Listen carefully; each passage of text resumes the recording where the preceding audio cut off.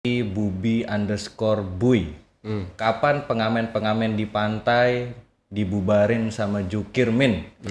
Nah, ini kaitannya soal keamanan dan ketertiban masyarakat, Pak. Bukan berarti kita menyerahkan, kita akan menggandeng instansi terkait itu untuk sama-sama mengelola, memitigasi. Memang kalau namanya kendala itu pasti ada. Cuma memang saya perlu sampaikan kepada masyarakat ini ya, biar mengetahui bahwa penanganan korupsi itu adalah satu yang spesial. Artinya biasanya dia melakukan korupsi tidak akan sendiri. Karena kalau kita berbicara ya tadi kepenginnya hukuman maksimal. Oke. Ya kalau secara pribadi pun saya sebagai polisi ini pasti akan mengatakan hukumannya yang tepat apa Pak? Ya maksimal mungkin.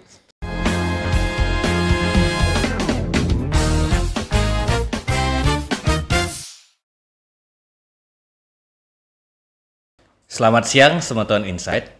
Kali ini kita kembali dalam acara Insight Talks yang akan bincang-bincang dengan Kapolresta Mataram, Bapak AKBP Hendro Purwoko SIK MH. Selamat datang Bapak di studio kami. Salam kenal, saya Gilang Sakti Ramadan yang akan memandu obrolan kita kali ini. Semeton Insight, pada 24 Maret 2025 lalu, AKBP Hendro Purwoko resmi menjabat sebagai Kapolresta Mataram menggantikan Kombes Pol Arifaldi Warganegara. Meskipun mengemban jabatan yang cukup strategis, AKBP Hendro Purwoko tetap memiliki pekerjaan-pekerjaan yang mesti segera diselesaikan. Salah duanya adalah persoalan korupsi dan kecelakaan lalu lintas. Kali ini, Insight Talks akan ngobrol-ngobrol dengan AKBP Hendro Purwoko mengenai dua persoalan tersebut. Tapi Bapak, sebelum kita ngobrol soal isu-isu itu, kita akan menyimak dulu pertanyaan-pertanyaan dari netizen yang kami sudah himpun di Instagram. Nah, pertanyaan-pertanyaan ini murni keresahan dari masyarakat, Pak, sehingga biar mereka merasa dekat dengan Bapak polisi gitu. Oke, ini kita akan simak pertanyaan dari A_Welas Asih. Tadi pulang kerja lewat jalan Loang Balok, tiba-tiba dilempar pakai batu sama orang asing. Takut banget, hati-hati ya guys. Nah, yang selanjutnya juga ada dari Yandi Arianto 14. Lakukan patroli rutin di atas jam 12. Nah, demikian Bapak, mungkin bagaimana tanggapan atau solusi Bapak terhadap keresahan-keresahan yang dialami masyarakat seperti tadi yang dilempari batu gitu. Atau permintaan melakukan patroli rutin di atas jam 12. Ya, baik. Terima kasih Mas Gilang.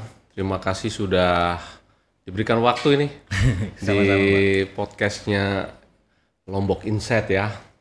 Saya sebagai pejabat baru Kapolresta Mataram tentunya merasa terhormat bisa hadir di sini untuk menyapa Semeton sekalian.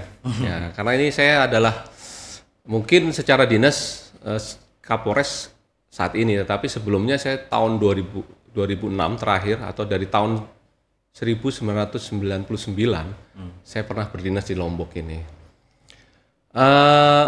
Kalau melihat tadi dari apa yang disampaikan oleh Semeton ya, ada beberapa pertanyaan kok kalau pulang kerja lewat jalan Loang Balok dilempar batu sehingga menakutkan.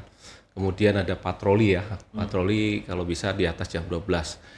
Saya yakin ini 12 malam ya, bukan 12 siang ya. Ya karena kadang-kadang kita antara 12 dan 00 ya kan. Baik, tentu sebagai aparat kepolisian yang tugas ataupun tupoksinya dalam Undang-Undang Nomor 2 Tahun 2002 itu kan sebenarnya ada 3 hal. Yang pertama, Harkamtipmas atau pemeliharaan keamanan dan ketertiban masyarakat. Kemudian yang kedua adalah penegakan hukum, dan yang ketiga adalah perlindungan, pengayuman, dan pelayanan kepada masyarakat. Nah, kalau melihat ini tentunya kita ada satu program yang sudah kita kerjakan. Artinya sebelum saya pun ini sudah ada. Mungkin teman-teman nanti kalau ada hal-hal seperti ini bisa langsung scan barcode yang sudah disebarkan. Atau nanti bisa langsung menghubungi nomor-nomor yang sudah ada di beberapa tempat yang kita memang sudah tempel. Nah, ini mungkin nanti juga kita akan bekerja sama dengan Insight Lombok untuk bisa memberitahukan kepada masyarakat sehingga nanti scan barcode-nya itu bisa tampil dan muncul di HP masing-masing. Artinya setiap di Instagram juga ada seperti ini tadi. Kalau dilempari tiba-tiba kita bisa buka HP, langsung scan barcode, bisa langsung masuk ke sistem kami. Ada pengaduan apa, kita langsung masuk real time, hari itu juga, detik itu juga langsung masuk ke petugas kami yang ada di sentra pelayanan terpadu. Nanti di situ akan diolah, kemudian dari nomor HP itu nanti akan dihubungi langsung oleh petugas kami. Nah, dihubungi langsung, kalau lokasinya di mana bisa di-share log. Biasanya anggota kita polsek terdekat akan kita dorong untuk melaksanakan patroli ke tempat yang tadi disampaikan. Contohnya ini di Lowong Balok, berarti ini akan masuk di Polsek Ampenan. Ya. Terus kemudian ini kaitannya dengan patroli rutin di atas jam 12 malam. Sebenarnya kami setiap hari itu ada tim patroli, baik Polsek maupun dari Polres. Nah ini biasanya bergantian. Mungkin di saat jam 12 itu saatnya mungkin tadi Semeton itu mengatakan tidak ada, mungkin kebetulan tidak pada saatnya dia berpatroli di wilayah tersebut. Nah ini tentunya nanti akan jadi perhatian saya, karena ke depan tentunya kita akan mendorong patroli ini lebih intensif di tempat-tempat yang rawan. Artinya pertama mungkin seperti ini tadi, ada pelemparan batu, jamnya jam berapa, maka kita akan bisa prediksikan ke depan paling tidak patroli kita dorong pada jam-jam tertentu itu. Kemudian bagaimana kita melakukan patroli tersebut, apakah 1 hari 2 hari sudah tidak ada lagi pelemparan batu, maka kita akan tarik untuk di tempat yang lain. Seperti contohnya mungkin ada di tempat ya seperti apa ya, daerah Udayana atau di daerah lain yang mungkin masih ada hal-hal tersebut. Nah, kemudian untuk patroli jam 12 malam itu juga penekanan kami selalu ada dan terus ada, dan itu kalau saya ini sejak jadi Kapolres selalu monitor di HT, apakah HT itu benar atau tidak. Tetapi kalau kita melihat dari share lokasi mereka, setiap foto mereka melakukan kegiatan sesuai dengan real time-nya. Karena kita ada satu pengawasan istilahnya ya. Pengawasan itu adalah menggunakan HP dengan foto yang real time dengan bagaimana lokasinya, attitude-nya di mana, longitude-nya di mana, dan kemudian jam berapa dia mengupload itu. Sehingga yang betul-betul dia berada di situ. Mungkin seperti itu. Oke, berarti tadi sudah disampaikan Semeton Insight bahwa Polresta Mataram akan melakukan scan barcode, patroli rutin yang akan lebih diintensifkan gitu.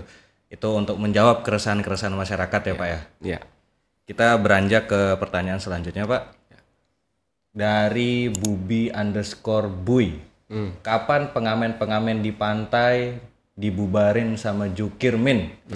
Nah ini kaitannya soal keamanan dan ketertiban masyarakat Pak. Bagaimana tanggapan Bapak atas pertanyaan ini? Jukir maksudnya juru parkir. Juru parkir ya, bukan apa itu nama orang ya. Nah, berarti ini kalau kita berbicara parkir, maka kita akan berbicara pengaturan parkir tersebut. Kalau ini pengamen-pengamen ini sudah meresahkan di pantai-pantai, kemudian dibubarin sama jukir, artinya yang dibubarin kan pengamennya nih ya, atau jukirnya yang dibubarin sama pengamennya nih ya?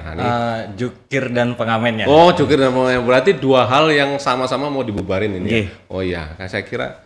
Baik, terima kasih Bubi Buy. Nah, Bubi Buy ini mengatakan bahwa kapan pengamen di pantai dibubarin, kemudian sama jukir. Nah, terkait ini, Polresta Mataram ini punya satu program namanya adalah komunikasi, koordinasi, dan kolaborasi. Dalam rangka menindaklanjuti hal-hal seperti ini, maka kita akan melihat pengamen itu akan lebih kepada dinas sosial.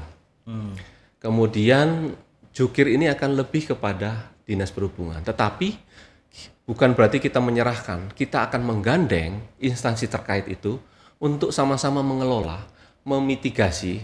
Contohnya, kalau pengamen-pengamen di pantai ini sudah meresahkan, kemudian sudah membuat satu gerakan-gerakan yang tentunya membuat masyarakat menjadi takut, kita bisa langsung turun Artinya kita bisa menindaklanjuti apa yang menjadi keresahan masyarakat. Tetapi untuk tindak lanjutnya kita akan serahkan kepada dinas sosial. Karena ini kan kalau terkait pengamen kemudian pengemis itu akan lebih kepada pembinaannya pada dinas sosial atau instansi terkait. Maka kolaborasi kami adalah dengan dinas sosial. Kemudian terkait juru parkir. Nah, juru parkir ini pasti mungkin ya yang dimaksud adalah yang liar-liar itu mungkin ya.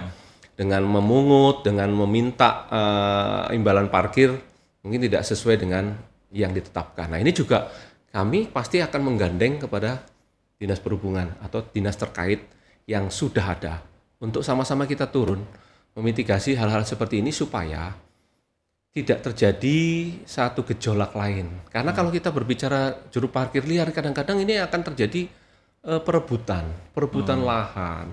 Nah, itu yang mungkin pernah terjadi juga, terjadinya perebutan lahan antara juru parkir A dengan juru parkir B. Nah, itulah makanya Polresta Mataram ini bekerja sama, berkolaborasi dengan instansi terkait untuk mengatasi hal-hal seperti tadi pengamen maupun juru parkir.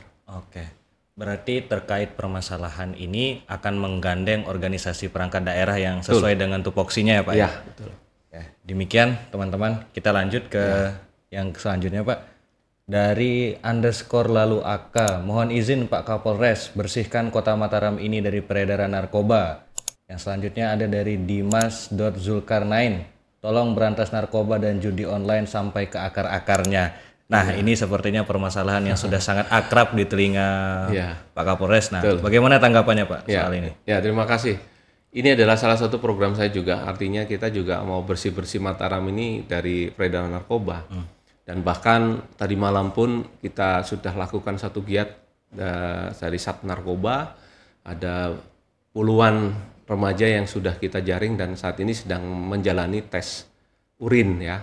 Dan nanti akan kita expose, ternyata ada beberapa yang sudah terindikasi positif amfetamin.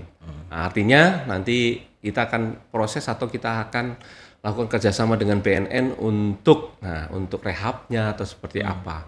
Nah, ini juga sebenarnya kalau kita berbicara narkoba itu kita tidak bisa berbicara pada hilirnya, pasti kita akan berbicara pada hulunya. Artinya kita juga kalau kita berbicara anak-anak, nah sekarang kita berbicara pemuda, berarti berasal dari keluarga. Nah, inilah yang saya tekankan bahwa pencegahan itu lebih bagus daripada kita mengobati. Karena apa? Kalau seseorang sudah terpapar oleh narkoba, itu akan lebih sulit kembali dibandingkan sebelum orang yang terpapar. Karena apa? Dia akan lebih takut lagi untuk melakukan apabila dia tahu bahwa ternyata narkoba seperti ini ya, efeknya seperti ini. Kemudian ya contoh saja lah, anak-anak muda sekarang mungkin menggunakan narkoba, ya kalau dia punya uang, kalau tidak, dia akan mengembang lagi, mungkin mencari uang yang dengan tidak halal, artinya dengan cara apapun. Nah, ini juga berbahaya. Mungkin dengan mencuri, mungkin juga dengan jambret atau lain sebagainya. Ini akan mengembang. Karena apa? Dari satu titik itu, permasalahan itu akan bisa meluas. Karena apa? Kebutuhan itu akan terus. Kalau orang kecanduan, dia akan meminta terus. Sementara pekerjaan tidak ada, makanya dia akan mencari hal-hal lain. Terus kemudian kalau kita berbicara judol atau judi online, nah ini yang lagi marak ini ya. Tentu sekarang Kementerian Kominfo itu kan sedang Komdigi kalau sekarang ya, sedang bagaimana caranya untuk stop itu semua situs-situs. Nah, kembali lagi saya katakan bahwa pemerintah dan aparat akan melakukan represif atau kegiatan penegakan hukum. Tapi sebenarnya kalau kita berbicara penegakan hukum adalah di ujungnya. Nah, kalau kita berbicara di ujungnya, kita sudah terlambat sebenarnya.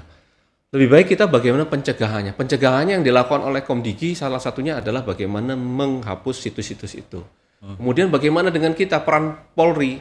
Satu, kita akan bekerja sama dengan instansi terkait untuk bagaimana bisa memberikan penyuluhan, penerangan terhadap bahaya judi online yang kalau saya katakan analoginya itu hampir sama lah dengan kecanduan narkoba sebenarnya. Karena sekali dia terus terus merasakan, apalagi namanya judi online kita kan tidak tahu Namanya judi online itu mungkin ya di daerah mana itu orang pernah menang, ceritanya seperti itu. Tapi sebenarnya dia kalah.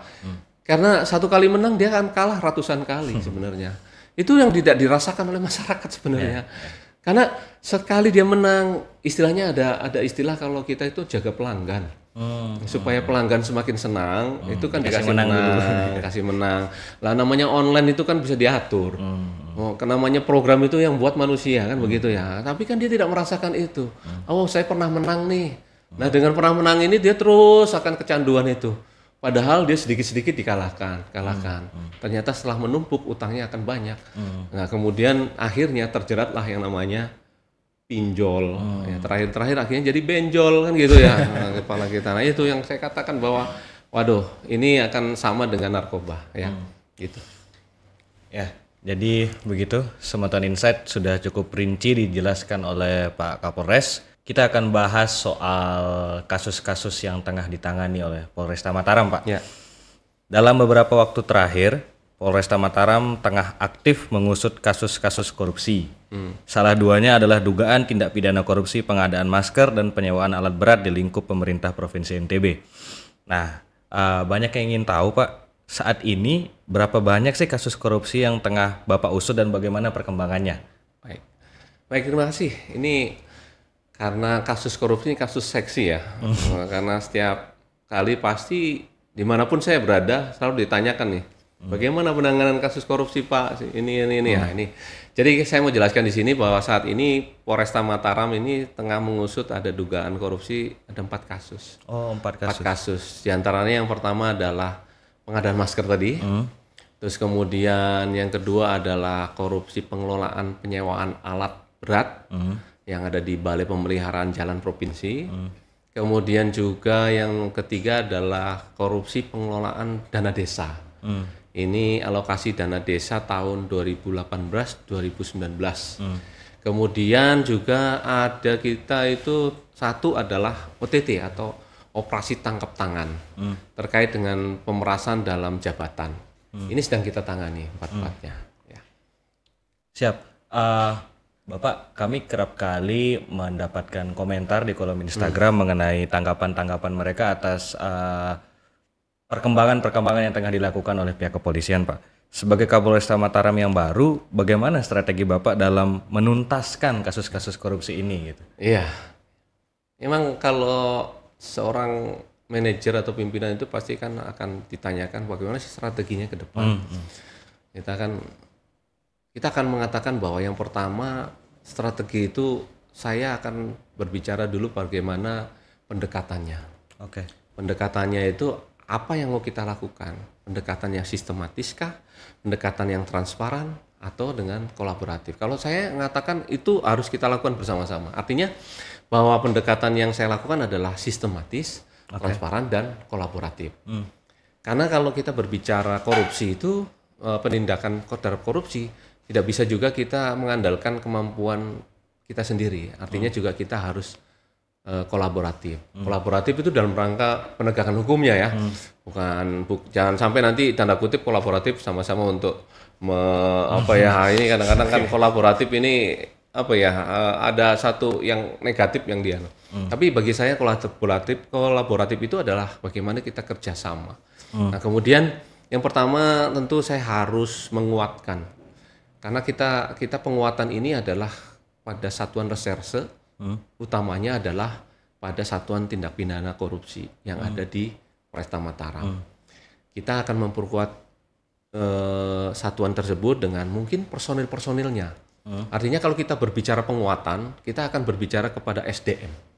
SDM dan juga metode, juga ada materialnya. Nah, kalau kita berbicara SDM-nya, tentu kita akan berbicara yang pertama adalah skill-nya, kemudian knowledge-nya, kemudian kita akan berbicara attitude atau integritasnya. Nah, ini tentunya akan menjadi satu target saya yang pertama. Kemudian bagaimana peningkatan koordinasi. Yang tadi sebelum kita melangkah kepada kolaborasi, kita harus koordinasi juga dulu. Karena di dalam teori komunikasi itu kan sebenarnya ada 3 hal.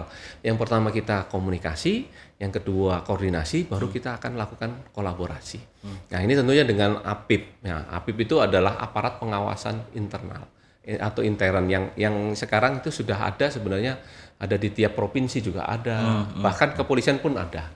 Ya. Kemudian bagaimana kita melibatkan masyarakat. Pelibatan masyarakat itu cukup penting, bagaimana bisa memberikan informasi. Informasi itu bisa kita dapatkan dari masyarakat, karena kalau polisi melihat satu sisi, mungkin masyarakat bisa melihat dari sisi yang lain. Oh, ternyata ada informasi seperti ini, Pak. Kalau pandangannya lebih luas gitu. Iya, lah kalau kita bicara transparansi tadi, transparansi itu tentunya masyarakat itu bisa, Pak Polisi ternyata setelah tahu perjalanan kasus ini ada seperti ini loh yang ini. Ini kalau saya boleh kasih masukan seperti ini. Nah, itu kenapa saya bilang transparansi itu. Supaya masyarakat juga ikut berperan di dalamnya.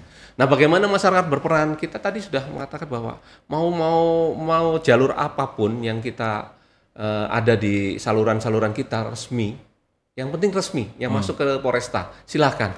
Atau bisa langsung berhubungan dengan anggota kami. Karena kalau kita sebarkan semua barcode itu yang tadi tentang pengaduan masyarakat, sebenarnya masyarakat bisa langsung ke situ juga. Itu ya. Kemudian juga bagaimana pemanfaatkan teknologi. Teknologi itu contohnya mungkin kita bisa manajemen terkait barang buktinya, ya, kemudian sistem pelacakan asetnya. Aset itu bukan cuma aset yang kelihatan, tapi yang tidak terlihat. Contohnya sekarang kan kita sudah ada namanya KTP elektronik, ya kan? Bagaimana kita bisa mengetahui si A perjalanannya kemana saja, karena kan setiap nomor induk yang tercatat di mungkin hotel, pesawat, semua kan nomor induk semua. Nah, itu kan sudah sebenarnya transparan. Nah, kemudian juga bagaimana pencegahan edukasi, ini penting sekali. Pencegahan dan edukasi itu bagaimana kita mengajak masyarakat supaya tidak menjadi pelaku ataupun menjadi satu lingkaran yang sama dalam korupsi tersebut. Karena kalau kita berbicara korupsi sekarang itu hampir sama juga, kalau bahasa-bahasa di pusat sana kan selalu menggurita bilangnya kan, menggurita itu kan sudah menjalar kemana-mana. Nah, ternyata betul sudah sampai tingkat desa. Kalau kita lihat tadi ada salah satunya kan alokasi dana desa yang kita sudah tangani. Kemudian yang terakhir mungkin kita akan lebih cepat untuk untuk memprofil satu perkara, sehingga profil perkara yang punya, ini harus kita lakukan segera mungkin. Memang sih kalau penanganan korupsi ini beda dengan yang lain, karena kita juga harus berhati-hati bagaimana mengumpulkan alat buktinya, sehingga kita bisa menemukan betul-betul bahwa ini kerugiannya. Makanya kita berkolaborasi dan memang harus dengan BPKP. Kemudian juga yang tidak bisa kita pungkiri lagi, kita harus juga melibatkan ahli.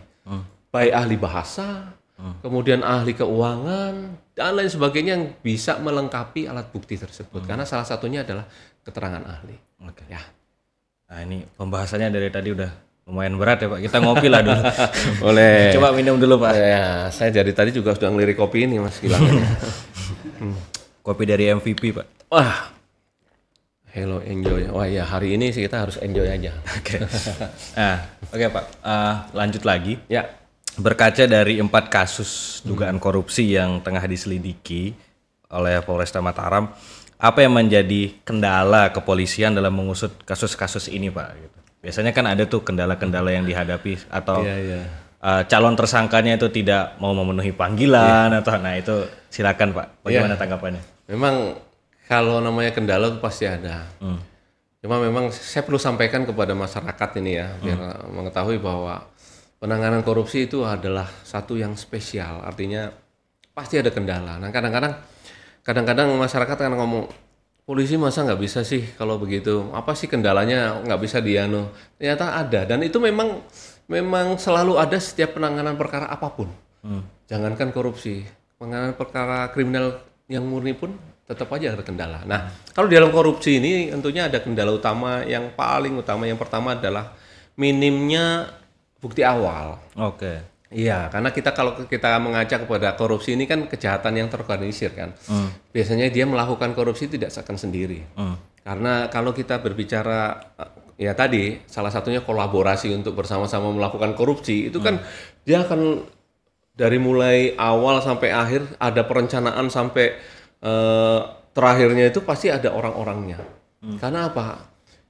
Korupsi adalah kejahatan sistematis. Ya, tidak bisa dikatakan bahwa dia korupsi sendiri. Karena contoh saja paling gampang mungkin ya di dalam jabatan itu terkait mungkin jual beli jabatan itu pasti akan terorganisir. Nah, kemudian juga korupsi itu beda dengan kejahatan konvensional lainnya. Karena butuh investigasi yang dalam sekali. Kita harus tahu dan kita butuh waktu yang lama karena kita harus cek betul-betul kerugiannya negara itu sampai sejauh mana. Apakah kerugiannya negara itu dari sisi mungkin pelelangannya, mungkin dari sisi hasil akhirnya seperti apa. Itu semua ada rentetannya, sehingga memang perlu waktu yang lama. Terus kemudian SDM ini, kalau kita berbicara tadi kayak penguatan SDM. Karena penyidik Polri ini harus ahli, dan juga dia harus punya kemampuan untuk mengaudit. Tetapi saat ini kita selalu bekerja sama dengan BPKP untuk bisa mengaudit, bekerja sama untuk audit sehingga tahu bahwa kerugian negaranya itu berapa, sehingga kita bisa memproses secara cepat. Nah, tapi kadang-kadang begitu kita kembangkan lagi, ternyata harus kita audit lagi. Ternyata ada melebar lagi karena kayak saya bilang tadi, ternyata kan rangkaiannya akan lebih banyak lagi seperti itu. Kemudian hambatan lain ini mungkin dikatakan ya dari instansi atau lembaga yang tempatnya yang bersangkutan ini mungkin dia melakukan korupsi, ya kita kesulitan, kadang-kadang tertutup ya. Kalau sudah saya bilang bahwa tadi itu kejahatan korupsi itu tidak bisa dilakukan sendiri. Makanya begitu ada salah satunya mungkin pegawainya terindikasi, ya mungkin dia langsung menutup diri. Sehingga akses-akses itu sangat sulit untuk kita masuk. Nah, itu data-data yang seharusnya kita dapatkan mungkin sulit. Nah, itu yang kadang-kadang menjadi kesulitan kita. Oke.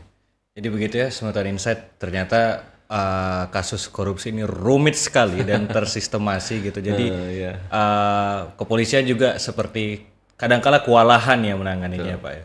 Nah, cuman ini Pak, saya mau nanya soal ini ramai perdebatan di kalangan masyarakat gitu ya, soal hukuman yang tepat untuk koruptor. Nah, saya ingin tanya pendapat pribadi, Pak. Bagaimana menurut Bapak, hukuman yang tepat untuk koruptor itu gimana? Hukuman ya.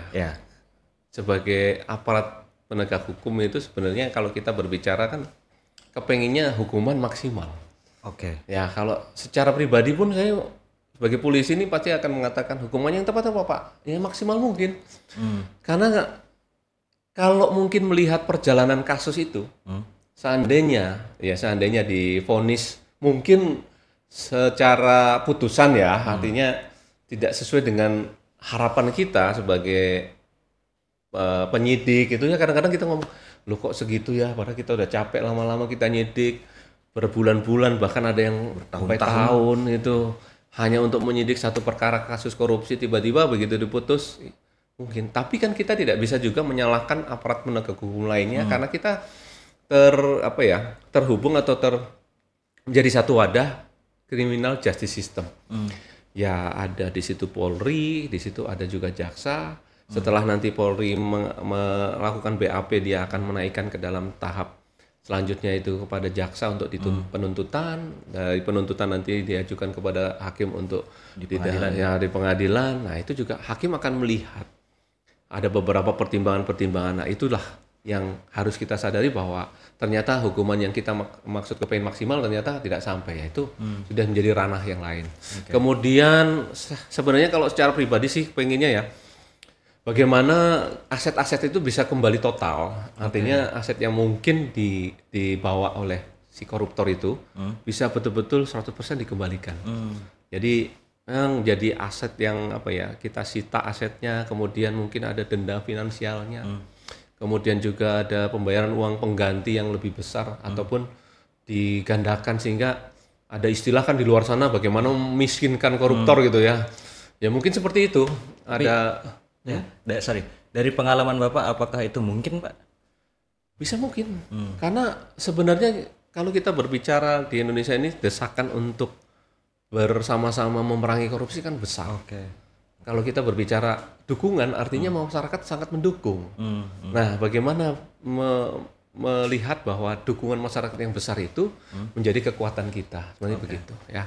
Kemudian juga harus ada sanksi moral ya, sanksi yang sebenarnya kalau koruptor itu kenapa KPK kalau sudah ditetapkan tersangka menggunakan jas itu kan sudah sanksi moralnya itu sudah menjadi satu hukuman bagi dia. Kemudian juga ada hukuman alternatif lain mungkin ya. Kita kalau mengajak di negara lain kan ada sampai yang hukuman mati segala kan seperti itu. Tapi prinsipnya kan kita masih mengacu kepada hukum kita di negara Indonesia yang masih berdasarkan Pancasila. Oke. Ya. Siap.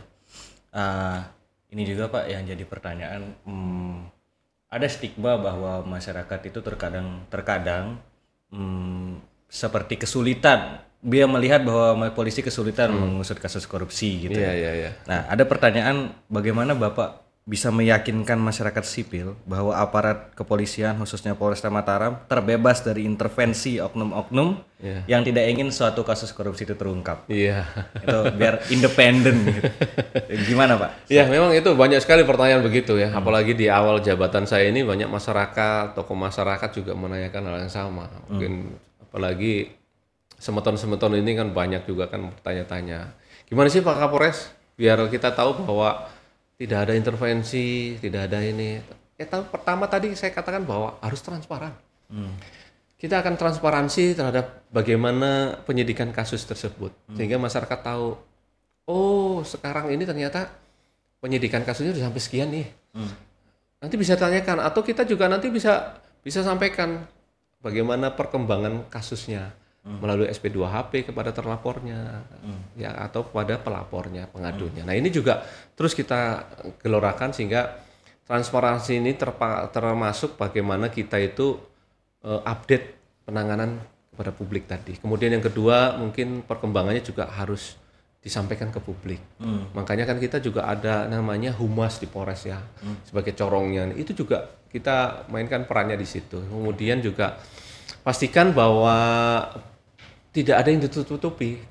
Makanya dengan transparan tadi kan kita pastikan bahwa itu tidak ada yang ditutup-tutupi. Ya, kemudian kolaborasi dengan lembaga lain. Kemudian kita juga ada yang namanya melibatkan bagaimana KPK itu di tiap wilayah, di tiap provinsi ada perwakilannya. Dia ada semacam fungsi pencegahannya juga. Nah, itu juga kita sering berkoordinasi untuk bagaimana sih supaya KPK itu bisa membantu kita, mendorong kita kasus-kasusnya. Terus kemudian juga bagaimana polisi itu tidak diawasi oleh dirinya sendiri, masyarakat boleh mengawasi kita. Itu terkait dengan kolaborasi tadi. Kemudian bukti nyatanya nanti kalau nanti sudah ada terungkap kasus tersebut bahwa kita buktikan nih loh, kita bisa melakukan itu. Nah, itu juga kita nyatakan dalam hal bahwa kita tidak pandang bulu, mau itu siapapun, kita akan gelorakan itu melalui bagaimana pengungkapan kasus tersebut. Dan kemudian yang terakhir mungkin nanti adanya komunikasi dengan publik ya, kemudian ada perlindungan terhadap penyidik dan saksinya, karena kadang-kadang ini ya, penyidik juga ada semacam bukan tekanan. Kadang-kadang itu ada juga, kalau mungkin semeton-semeton belum mengetahui secara dalam ya. Kadang-kadang penyidik juga ada saja telepon masuk itu. Bahkan kalau di tempat saya dulu itu di Jawa itu bahkan ada ancaman-ancamannya. Bermacam-macam. Nah, inilah yang kita harus yakinkan juga kepada bukan cuma masyarakat tapi juga anggota kami. Makanya kami harus memberikan penguatan kepada mereka ya. Dengan adanya pernyataan ini suatu hari nanti masyarakat bisa menagih langsung ke Pak Kapolres. Bisa. Ya, silahkan. Gitu ya Semeton Insight soal penanganan kasus korupsi. Ya. Kembali lagi Pak, kita akan melanjutkan bincang-bincang kita.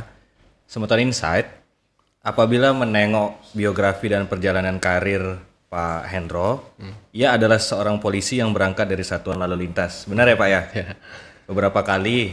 Nah, kaitannya dengan apa yang akan kita bahas kali ini, beberapa kali Kota Mataram ini sempat dihebohkan dengan kasus kecelakaan lalu lintas dan aktivitas-aktivitas yang mengganggu keamanan dan ketertiban masyarakat, Pak. Nah, saya ingin mulai dari pertanyaan soal berapa banyak laporan kasus kecelakaan yang telah diterima oleh Polresta Mataram sejak awal tahun 2025 ini, Pak? Ya, memang kalau kita berbicara kecelakaan itu kan bagian dari Kamseltipcar ya. Jadi keamanan, keselamatan, ketertiban, dan kelancaran lalu lintas. Salah satu prasyarat untuk mencapai Kamtipas yang kondusif sebenarnya adalah Kamseltipcar lantas itu harus kondusif. Nah, kemudian kalau kita berbicara gangguan Kamseltipcar lantas itu sendiri, ada 3, Mas. Yang pertama adalah kecelakaan lalu lintas, kemudian pelanggaran lalu lintas, dan yang ketiga adalah kemacetan lalu lintas.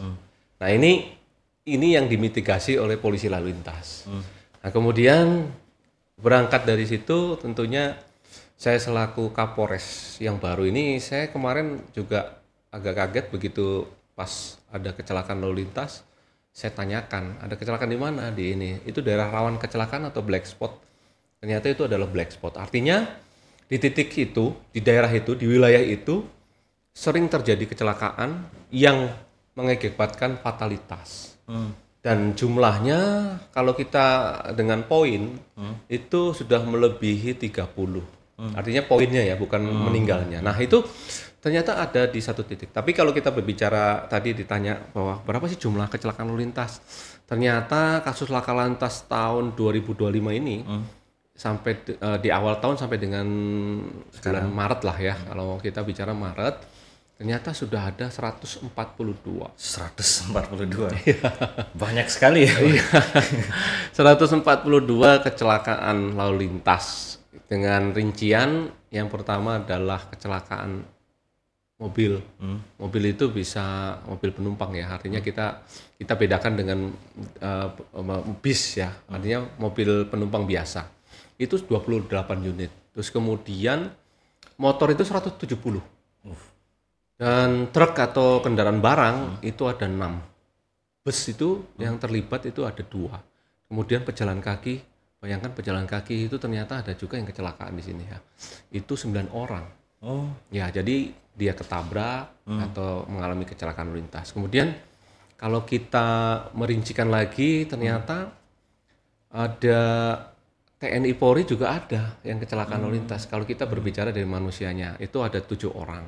Kemudian PNS juga 7 orang, kemudian karyawan. Nah, ini karyawan itu paling besar ini, 44 orang. Ini yang terlibat. Terus kemudian mahasiswa dan mahasiswi itu juga besar. Hampir sama dengan karyawan ini 44 orang yang terlibat kecelakaan. Kemudian pelajar 42 dan lain-lain itu ada 23. Kalau kita melihat dari orang, karena kalau kita berbicara Polri ini berbicara rencana umum nasional keselamatan yang diawaki oleh 5 pilar. Itu yang pertama, pilar pertama adalah manajemen keselamatan lalu lintas itu dari Bappenas, kemudian yang kedua adalah safer route, itu adalah dari Kementerian PU atau jalan yang berkeselamatan. Terus kemudian kendaraan yang berkeselamatan itu adalah Kementerian Perhubungan, dan kita adalah manusia nih. Jadi human-nya. Nah, kalau melihat dari data itu saya bisa melihat bahwa ternyata usia produktif yang paling banyak. Dari mulai karyawan, mahasiswa dan pelajar. Ini menjadi korban kecelakaan lalu lintas di situ. Dan kemarin di operasi Ketupat saja sudah 1 kecelakaan yang meninggal dunia. Itu juga di titik yang sama. Dan di situ saya punya satu strategi, saya akan melihat data laka lantas itu ternyata didominasi apa dulu. Contohnya, penyebabnya itu karena kecepatan kah? Karena kelalaiannya kah? Karena mungkin jalannya kah? Atau kendaraan? Karena kita akan berbicara bahwa ternyata kecelakaan itu tidak didominasi oleh satu saja. Karena mobil atau kendaraan, karena manusianya saja, atau karena apa coba? Jalannya. Jalan itu juga bisa jadi penyebab. Ya, jadi di situ kita bisa melihat ternyata ada satu interaksi penyebab kecelakaan. Jadi kalau kita berbicara mobilnya sudah bagus, pengemudinya nggak bagus, jalannya rusak. Itu juga terjadi interaksi.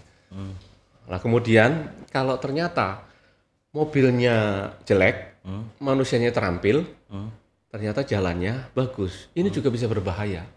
Jadi interaksi karena dia merasa bagus jalan ngebut padahal mobil nggak sanggup untuk ngebut. Berarti 3 indikator itu harus terpenuhi, harus aman semua. Ya. Nah ternyata kalau saya melihat di daerah Bertais atau Swete yang jadi titik black spot itu adalah kebanyakan karena lalai.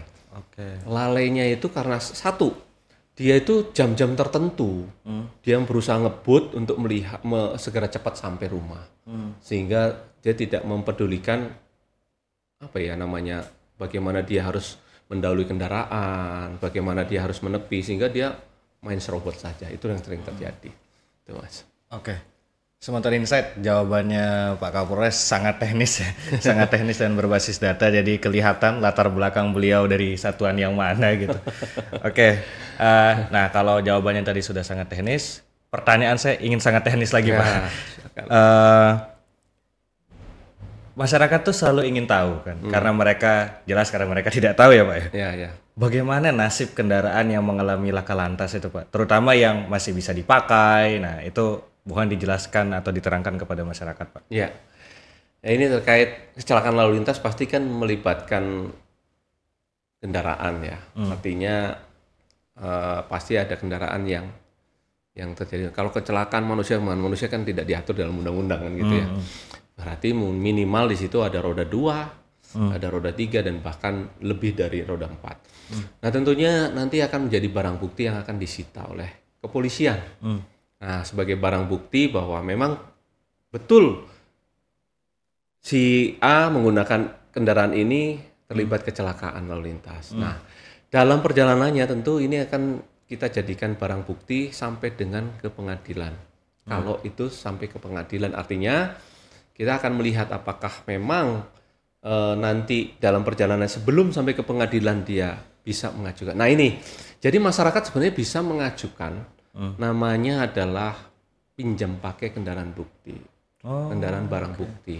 Jadi kita bisa ajukan dasar pribadi atau mungkin sebagai waris atau mungkin sebagai keluarga dari korban ataupun keluarga dari tersangka itu bisa mengajukan kepada penyidik melalui Pak Kapolres. Terkait dengan kecelakaan lalu lintas ini Pak, kami mohon agar kiranya dapat dipinjam pakaikan kendaraan kami sebagai kendaraan operasional selama ini. Tetapi kami tidak akan merubah atau menghilangkan barang bukti. Biasanya ada catatan-catatan itu. Nah kemudian itu pun kita batasi apabila kendaraan itu memang masih bisa dipakai. Kemudian juga mungkin saya akan mengatakan sudah ada pernyataan belum antara kedua belah pihak. Karena begini, kadang-kadang salah satu kita akomodir, yang satu akan menuntut. Kenapa kok kita belum ada apa-apa, belum ada perdamaian lah kalau dikatakan itu kan pernyataan ketemu atau bagaimana ini ganti ruginya seperti apa. Kadang-kadang sebenarnya ganti rugi itu bukan ranah kami. Karena sebenarnya polisi bukan mendamaikan untuk ganti rugi, untuk apa ya pernyataan perdamaian. Makanya kita arahkan silahkan kalau mau melakukan pernyataan perdamaian nanti diajak saksi yang netral, tapi di luar, bukan dengan polisi, kan begitu.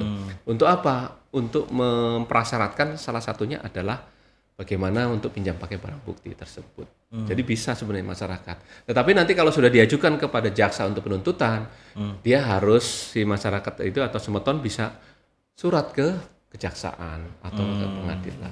Jadi ya, tergantung barang buktinya sedang di siapa ya. Iya. Nah. Sampai nanti di pengadilan itu jadi barang bukti ini harus dikembaliin lagi. Iya, nanti setelah nanti selesai pengadilan, ditetapkan oleh pengadilan inkrah, baru dikembalikan kepada. Oke. Jadi begitu ya Sumatera Insight soal penjelasan teknisnya, jadi supaya kalian tidak bingung menghadapi masalah-masalah semacam itu. Gitu. Kita akan lanjut Pak. Tadi kan kita sudah bahas soal lalu lintas. Ya. Kita akan bahas soal keamanan dan ketertiban masyarakat. Ya. Nah, beberapa kali nih Pak, ada peristiwa-peristiwa yang meresahkan masyarakat Kota Mataram. Salah duanya itu adalah penjambretan dan isu gangster. Nah, mungkin ada kaitannya ya antara satuan lalu lintas dan kemudian ketertiban masyarakat Pak. Bagaimana Pak Kapolres memastikan peristiwa yang sama agar tidak terulang kembali gitu? Ya. Jadi begini, saya dari awal sudah menyatakan kepada seluruh anggota saya bahwa kita ini tim. Jadi kita harus mengedepankan teamwork. Nah, kemudian kalau kita berbicara Kamtipmas, masyarakat resah itu kan berarti ada sesuatu yang, nah ini, gap antara harapan masyarakat itu, saya kepingin aman, tetapi kok ada balap liar, ada gangster ya. Mana beberapa kali saya mendapat masukan di tempat-tempat tertentu yang sering dijadikan sebagai balap liar, sering terjadi penjambretan, sering terjadi gangster tersebut, atau di luar sana kan selalu dikatakan geng motor ini. Sebenarnya sangatlah sangatlah gampang kalau kita ngomong saja bahwa polisi bisa kok ini ya, tetapi pola, sekarang kita harus bicara pola. Kalau kita berbicara tim, maka kita akan berbicara pola kan gitu. Nah, contohnya sekarang di daerah tertentu pada jam tertentu ini ada penjambretan. Maka kita akan lihat kenapa di situ sering terjadi jambret. Ternyata di situ adalah sepi jalanan, kemudian di situ penerangan kurang. Nah, berarti kita harus apa? Selain patroli, kita akan mendorong dinas terkait untuk satu, memberikan penerangan jalan yang layak. Dua, juga kita paling tidak itu kalau kita berbicara jalannya itu jangan jalan yang mungkin rusak, sehingga kan itu juga menjadikan si pelaku, karena kita berbicara jalan itu bukan digunakan orang baik-baik saja kan gitu. Seluruh siapapun akan menggunakan jalan. Bahkan masyarakat, mungkin orang jahat pun akan menggunakan jalan. Jalan tidak pandang bulu. Iya, jalan digunakan untuk apa saja. Bahkan kalau saya ngomong sama anggota saya bilang, jalan saja berpengaruh kepada karir kita. Oh iya, kalau misalnya, Ndro, kenapa kamu kok belum naik pangkatmu? Iya, belum dapat jalan. Nah, kan. Nah, ternyata jalan itu pengaruhnya macam-macam. Nah, ini sama dengan saya akan mengatakan bahwa di jam rawan itu kenapa. Terus kemudian saya akan melihat si pelaku ini latar belakangnya seperti apa sih. Karena kita jangan melihat konteks bahwa kejadian penjambretannya saja atau gangsternya. Berarti kita harus menyeluruh, melihat kepada pelakunya adalah anak-anak usia muda, kecil-kecil. Kita dorong dengan dengan sekolahan, dengan ini. Jadi banyak hal yang kita bisa lakukan strategi. Pak, dari penjelasan yang tadi ya, bisa Bapak tolong berikan pernyataan kepada masyarakat bahwa kepolisian akan selalu hadir untuk mereka. Nah, supaya mereka tidak merasa resah, supaya mereka tidak merasa tidak aman. Kami mohon sampaikan pernyataan bahwa polisi akan selalu bersama dengan masyarakat. Iya. Semeton sekalian, jangan pernah khawatir bahwa kami tidak akan melayani semeton sekalian. Karena prinsipnya apa yang menjadi keluhan masyarakat Lombok, khususnya Mataram, kota Mataram, pasti akan kami tindak lanjuti. Dan kami sudah tekankan kepada para Babin Kamtipmas, kalau kita berbicara gangguan itu kan ada 3 macam. Yang pertama adalah ambang gangguan, potensi gangguan, dan gangguan nyata.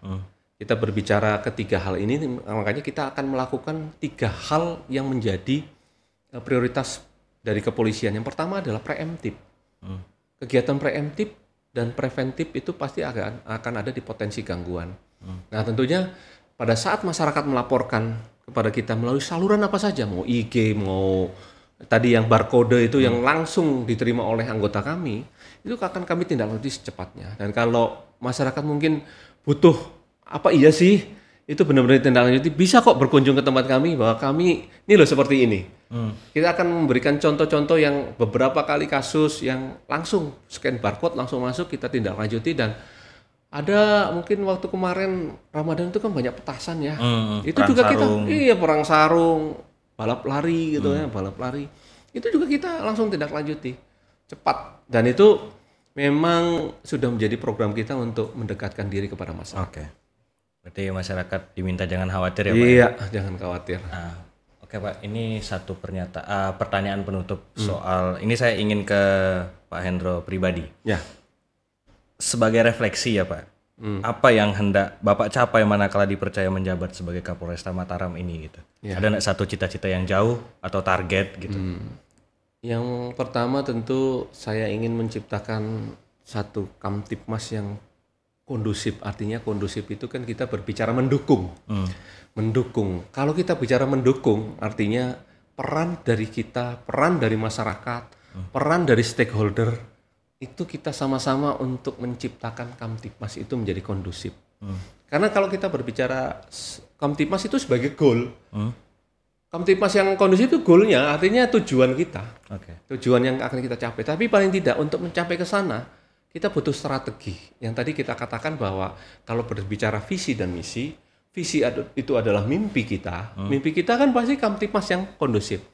Nah, visi kita untuk mencapai ke sana tentu kita punya misi.